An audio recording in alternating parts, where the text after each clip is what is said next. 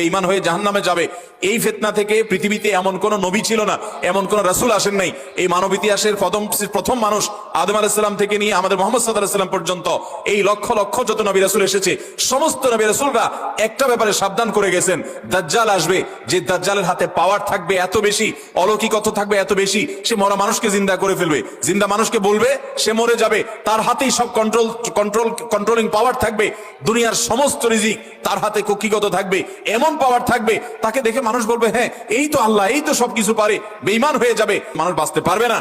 সূরা কাহফের প্রথম 10 আয়াত যদি কেউ মুখস্থ করে, তো এই ব্যক্তিকে আল্লাহ রাব্বুল আলামিন এবং যদি তেলাওয়াত করে, এই ব্যক্তিকে আমলের মাধ্যমে দাজ্জালের ফিতনা থেকে আল্লাহ বাঁচিয়ে রাখবেন।